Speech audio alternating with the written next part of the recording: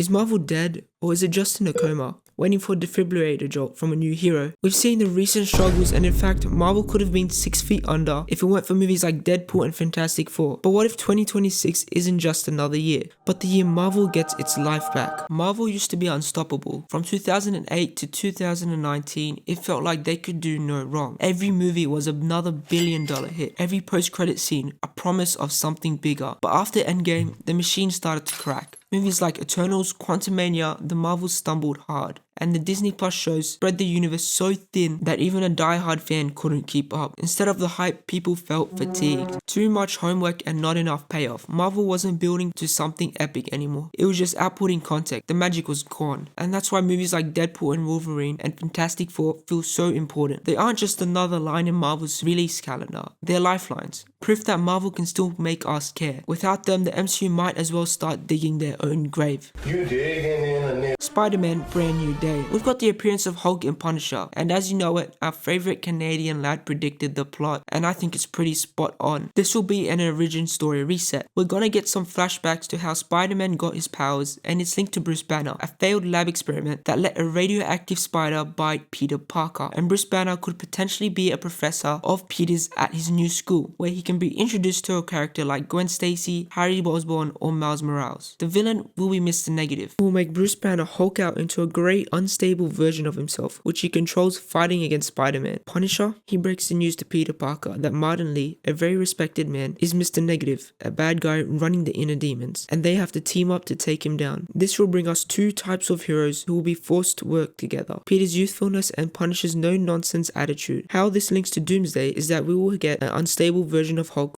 However, this is a theory, so you have to take it with a pinch of salt. To add on to this, we'll probably get an explanation for Fantastic Four visiting Earth in the post-credit scene for Thunderbolts. Overall, this movie will feel grounding, but will also be the perfect setup for Avengers Doomsday. Avengers Doomsday. Every Marvel event now has to be the biggest thing ever. First it was Infinity War, then Endgame, now it's Doomsday. You could roast how Marvel keeps trying to one-up itself like a kid, stacking Jenga blocks higher and higher until the whole thing collapsed. The worst thing about it is that most casual viewers won't understand half the movie if they haven't watched all of the Marvel movies and series. Let's say hypothetically a fan has only seen up to Endgame and Deadpool 3. They will have no idea about the Thunderbolts, Fantastic Four, the fact Sam Wilson still hasn't taken the super serum, and no idea about the guy with fins on his leg. Who is even in the Avengers anyways? Half the old team is dead, retired, or doing Disney Plus shows nobody watches. Well, Marvel gave it to us in a very long 1 minute 47 second chair off. A whole bunch of chairs with names on them. Then RDJ returning as Doctor Doom. Speaking of RDJ, I still don't understand how we can just rehire him without making it confusing, especially since he portrayed Iron Man so well. I guess everyone has to make money somehow, but it is the LaRusso brothers, and Marvel always comes in clutch when it comes to Avengers movies. By the way, did you see that clip of Thor crying with Deadpool? I saw a comment about it, and it honestly makes sense. It's a joke. Deadpool gets hurt badly fighting Doom, but Thor doesn't know he can regenerate, so he starts crying because he thinks he's gonna die. It's a simple moment that shows the Russo brothers still have their sense of humor. A grounded Spider-Man origin, a terrifying new kind of Hulk, and the return of a beloved icon as a new villain. These aren't just movie plots, they're elements of a massive reset. The question isn't whether Marvel is dying, it's whether they have the guts to pull out the plug on the old and to usher in the new. And if they do, 2026 might not just be the comeback, but a year Marvel reaches its glory again.